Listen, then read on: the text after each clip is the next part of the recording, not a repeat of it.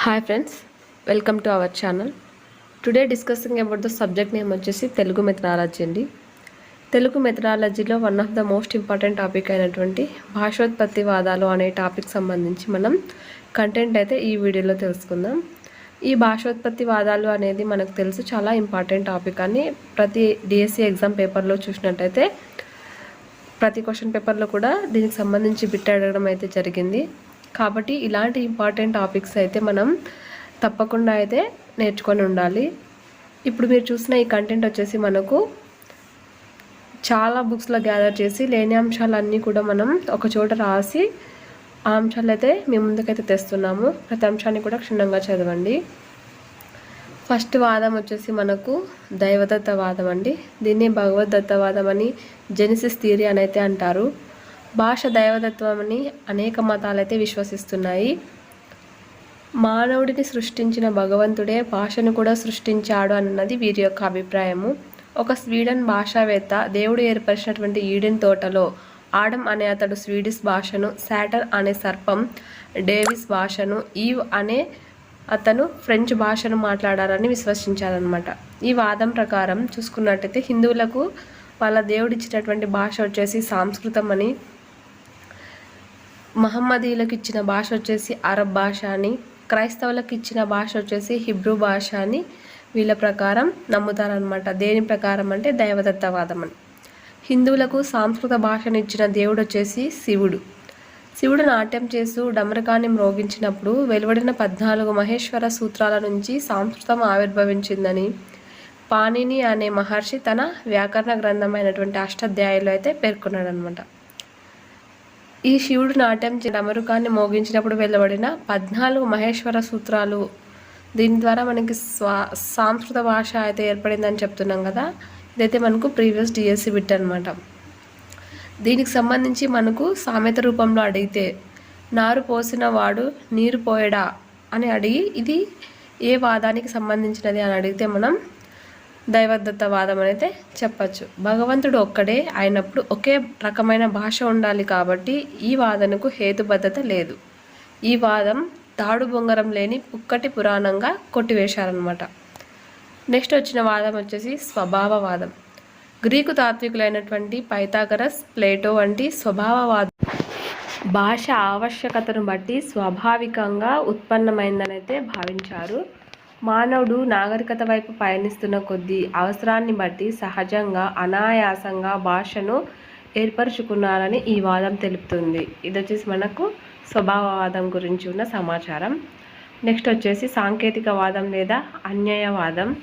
దీన్ని ప్రతిపాదించినది వచ్చేసి డెమిడియస్ లేదా డెమోక్రటిస్, అరిస్టాటిల్ అనే వారైతే ప్రతిపాదించారు. భాష సంకేతాల ద్వారా ఏర్పడుతుందనేది వీరి వాదం. సంకేతాల ద్వారా ఏర్పడుతుందని అయితే తెలియజేస్తున్నారు.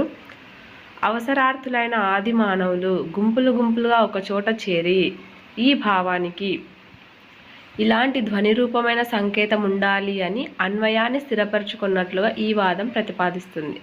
అందువల్ల దీన్ని అన్వయవాదం, థియరీ ఆఫ్ అగ్రిమెంట్ అని కూడా పిలుస్తారన్నమాట. అయితే కేవలం సమావేశ సమయాల్లో మాత్రమే అటువంటి సంకేతాలు ఎలా రూపు చెందాయన్నదే ఇక్కడ ఉన్నటువంటి ఒక డౌట్ అనమాట. నెక్స్ట్ వచ్చేసి సహజ ధ్వని ఆధారిత వాదం. సహజ ధ్వనుల ద్వారా భాష ఉద్భవించిందని కొన్ని వాదాలు ప్రతిపాదించాయి. వాటిలో కొన్ని భౌభవాదం. ఫస్ట్ది భౌభవాదానికి మరొక పేరు వచ్చేసి ధ్వన్యానుకరణవాదం. దీన్ని ప్రతిపాదించినది వచ్చేసి గాట్ఫ్రైడ్. ఇతని వచ్చేసి జర్మనీ దేశం. మానవుడు తన చుట్టూ ఉండే ప్రాణులను చేసే ధ్వనులను అనుసరించడం ద్వారా భాష జనించి ఉంటుందని చెప్పేదే భౌభవాదం. ఆది మానవుడు తన చుట్టూ ఉండే పశుపక్షాదుల ధ్వనులను అనుసరించి వాటిని నామకరణం అయితే చేశాడని ఈ వాదం యొక్క సమాచారం అన్నమాట.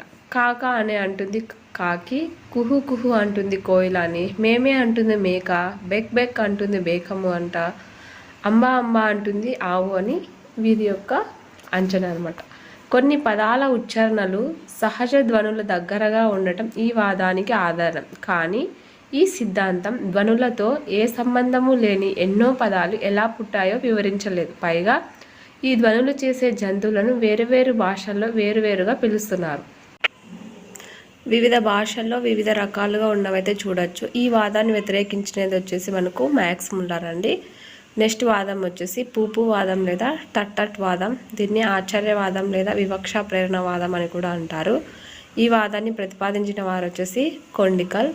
బాధ, భయం, సంతోషం, విస్మయం మొదలైనటువంటి మనోభావాలను వ్యక్తం చేయడానికి మానవుడు అప్రయత్నంగా వెలువరిచిన ఓహో, ఆహా, అలాంటి ధ్వనుల నుంచి భాష ఉద్భవించిందనేదే ఈ వాదంలోని భావన.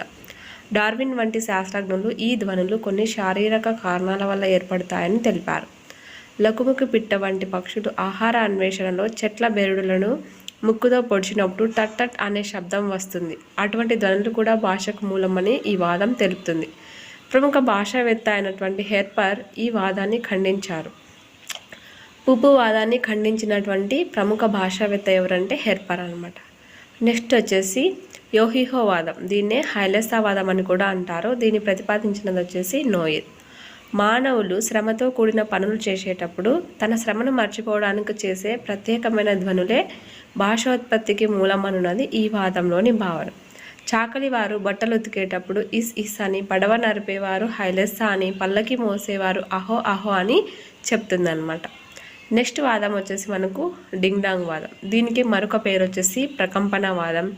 దీన్ని ఆంగ్లంలో వచ్చేసి ప్యాథోజెనిక్ థియరీ అని అయితే అంటారు.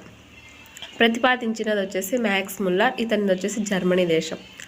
ప్రకృతిలో ప్రతి వస్తువు కొన్ని ప్రకంపనాలను కలిగి ఉంటుందని, ఆ ప్రకంపనాల వల్లనే భాష ఆవిర్భవించిందనే ఈ వాదంలోని భావన. ధ్వనికి భావానికి అవినాభావ సంబంధం ఉందని తెలిపే వాదం డింగ్ డాంగ్ వాదం. మా అనే ధ్వనికి మంచి భావన ఉందని, దాని ద్వారా ఉద్భవించిన పదాలే మంచి, మర్యాద, మానవత్వం, మమకారం, మేలు అని. చ అనే ధ్వనికి చెడు భావన ఉందని, చెడు, చేటు, చెత్త, చిరాకు, చీడ అనే పదాలు ఉద్భవించాయని తెలిపే వాదం డింగ్ డాంగ్ వాదం లేదా ప్రకంపన వాదం, ఆంగ్లంలో ప్యాథోజెనిక్. నెక్స్ట్ వాదం వచ్చేసి మనకు మౌఖిక అభినయ వాదం అండి. దీనికే మరొక పేరు టక్ టక్ వాదం అని అయితే పిలుస్తారు. దీన్ని ప్రతిపాదించినది వచ్చేసి సర్ రిచర్డ్ పాకెట్. మానవులు మొదట శారీరక హావభావాల ద్వారా భావ వ్యక్తీకరణ చేసేవారని, తర్వాత వాటికి అనుగుణంగా చేసిన నాలుక, పెదవుల కదలిక ద్వారా పదాలు ఏర్పడ్డాయని ఈ వాదం సూచిస్తుంది. శారీర అభినయానికి మౌఖిక ధ్వనులకు మధ్య దగ్గర సంబంధం ఉంటుంది. ముఖ కవలికలు, హస్త విక్షేపణం, విన్యాసాలను మానవుడు అప్రయత్నంగా అనుకరించడానికి ప్రయత్నించారని, ఈ అనుకరణ ఫలితంగా భాష ఏర్పడిందని డార్విన్ శాస్త్రజ్ఞుడైతే భావించాలన్నమాట. నెక్స్ట్ వాదం వచ్చేసి మనకు ధాతువాదం. దీనికే మరొక పేరు ధాతుజన్యవాదం. దీన్ని ప్రతిపాదించినది యాస్కాచార్యుడు. సమర్థించినది వచ్చేసి కాత్యాయనుడు. క్రియ యొక్క మూల రూపాన్ని ధాతువు అంటారు. ఈ ధాతువుల నుంచే భాష ఆవిర్భవించిందని ఈ వాదనలోని భావన.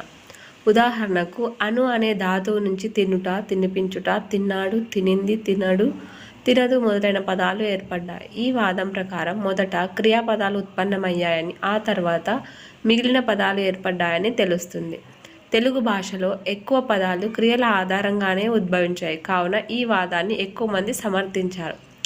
ఈ వాదంలో రెండు రకాల విభాగాలు ఉన్నాయి. ఒకటి వచ్చేసి వైయాయీకరణ, రెండు వచ్చేసి నైయాయీకరణ. వైయాయీకరణ వాదం ఏం చెప్తుందంటే ధాతువులు వ్యాకరణ సృష్టి అని తెలిపేవాదం. నైయాయీకరణ వచ్చేసి ధాతువులు ఈశ్వర సృష్టి అని తెలిపేవాదం. లోకంలోని వ్యవహారాలను బట్టే పదాలకు అర్థాలు ఏర్పడతాయని తెలిపే వాదం వచ్చేసి మనకు ధాతువాదం అండి. నెక్స్ట్ వాదం వచ్చేసి సహజ పరిణామవాదం.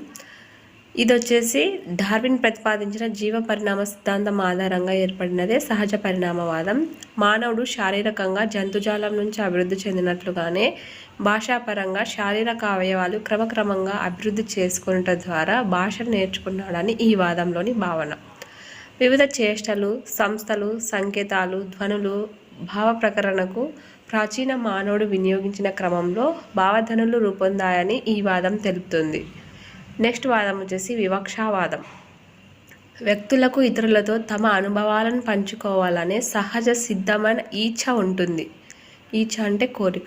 ఇటు ఈచ్ఛే భాష ఆవిర్భావానికి మూలమని ప్రధానమైన ఆలోచననే వివక్షావాదం అని అంటారు. వీళ్ళ ప్రకారం మనిషిలో సహజంగానే మన భావాలను ఒకరితో పంచుకోవాలని కోరిక ఉంటుంది, దాని ద్వారానే భాష ఏర్పడిందని చెప్పేదే వివక్షావాదం. నెక్స్ట్ వచ్చేసి విస్ఫోటనవాదం. బ్రహ్మాండం విస్ఫోటనం చెంది ప్రకృతి దానితో పాటు ఓం అనే శబ్దం ఏర్పడిందని, ఆ ఓంకారమే భాషకు మూల రూపమని ఈ వాదంలోని భావన.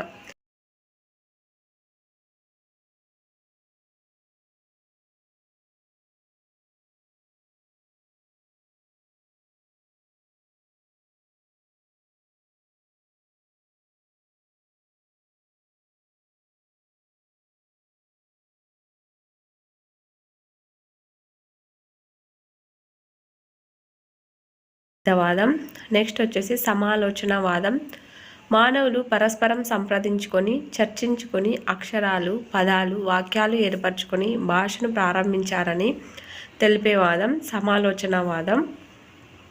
నెక్స్ట్ వచ్చేసి చర్చకు నిలబడే వాదం లేదా ఏకమూలవాదం. ఏకకణ జీవుల నుంచి బహుకణ జీవులు ఎలా ఉద్భవించాయో అదేవిధంగా ఒక భాష నుంచి అనేక భాషలు పుట్టుకొచ్చాయి అని తెలిపే వాదం. వివిధ కాలాలలో తన అవసరం కోసం మానవుడు చేసిన అనేక ధ్వనులే భాషకు రూపాంతరం చెందాయని తెలుపుతుంది ఈ వాదం. నెక్స్ట్ వచ్చేసి సంపాదనవాదం లేదా అనుభవవాదం లేదా అనుభవపూర్వ సంపాదనవాదం లేదా ప్రవృత్తివాదం అని సంపాదనవాదంకి అయితే పేర్లండి. దీన్ని ప్రతిపాదించినది వచ్చేసి బ్లూమ్ఫీల్డ్, ప్రయోగాలు చేస్తున్నది వచ్చేసి బిఎఫ్ స్కిన్నర్. విజ్ఞానం భాష జన్మతః సిద్ధించవని, అనుభవాల ద్వారా మాత్రమే సమకూరుతాయని తెలిపే వాదం వచ్చేసి సంపాదనవాదం, అంటే సంపాదించుకోవాలి అని చెప్తుంది ఈ వాదం. శిశువులు పెద్దల మాటలను అనుకరించడం ద్వారా భాషను అభ్యసించడం ఈ వాదనకు ఆధారం. దీనికి సంబంధించి ఏదైనా మనకు సామెత ఇచ్చి ఇది ఏ వాదానికి సంబంధించినదని అడిగితే ఏ గూటి పక్షులు ఆ గూటి పలుకులే పలుకుతాయనే భావన ఈ వాదంలో కలదు. నెక్స్ట్ వాదం వచ్చేసి మనకు స్వతః సిద్ధవాదం. దీనికే మరొక పేరు ఉన్యానుకరణవాదం. దీన్నే ఇన్నర్ థియరీ అని అయితే పిలుస్తారు. ఇది విప్లవాత్మకమైన వాదం, ఎక్కువ మంది భాషావేత్తలు ఆమోదించినటువంటి వాదం. దీన్ని ప్రతిపాదించిన వ్యక్తి వచ్చేసి నోమ్ చామ్స్కీ. ఇతని దేశం వచ్చేసి రష్యా. ఇది వచ్చేసి సంపాదన వాదాన్ని ఖండిస్తూ ఈ వాదం అయితే ఏర్పడింది. ఇది వచ్చేసి భాష జన్మతః అలవడుతుందని, అనుభవాలు కేవలం ఉద్దీపనలను మాత్రమే కలిగిస్తాయని ఈ వాదంలోని భావన. భాష మానవుడిని సహజాతం అని తెలుపుతుంది. భాష అనేది మనిషికి పుట్టుకతోనే వస్తుందని తెలిపే వాదం వచ్చేసి మనకు స్వతః సిద్ధవాదం. ఏ భాషలోనైనా శిశువులు 5-6 ఏళ్లలో మాటలు నేర్చుకోవడం ఈ వాదానికి ఆధారం. దీనికి అడిగే సామెత వచ్చేసి చేప పిల్లకు ఈత నేర్పాలా అని ప్రశ్నించే వాదం వచ్చేసి మనకు స్వతః సిద్ధవాదం. పాణిని మహర్షి రచించిన అష్టాధ్యాయి ఒక ఉత్పాదక వ్యాకరణం. చామ్స్కీ విశ్వ వ్యాకరణ సిద్ధాంతాన్ని ప్రతిపాదించాడు. దీనినే మానసిక వ్యాకరణం అని కూడా అంటారు. ఎటువంటి శిక్షణ లేకుండా భాష సంపాదన దానంతటదే జరగడాన్ని విశ్వ వ్యాకరణ సిద్ధాంతం అని అయితే పిలుస్తారనమాట. స్వతసిద్ధ వాదం వచ్చేసి అన్ని వాదాలలోకెల్లా ఉత్తమమైనది, అందరూ కూడా ఆమోదించినటువంటి వాదం కాబట్టి దీన్ని అందరూ కూడా ఆమోదించి దీన్ని ముందుగా అయితే ఉంచారనమాట.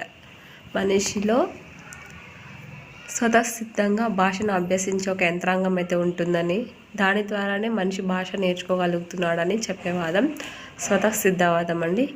ఈ వీడియో అయితే ఇంతటితో కంప్లీట్ చేస్తున్నాను. ఎవరైతే మన ఛానల్ చూస్తున్నారో ప్రతి ఒక్కరు కూడా లైక్ చేయండి, షేర్ చేయండి, తప్పకుండా సబ్స్క్రైబ్ అయితే చేసుకోండి. మరిన్ని వీడియోస్ కోసం మన ఛానల్ అయితే ఫాలో అవ్వండి. చాలామంది అయితే చూస్తున్నారు కానీ ఎవరు కూడా సబ్స్క్రైబ్ చేసుకోవట్లేదు, తప్పకుండా చేయండి. మరిన్ని వీడియోస్ కోసం కింద కామెంట్ అయితే చేయండి. ఇంతటితో ముగిస్తున్నా.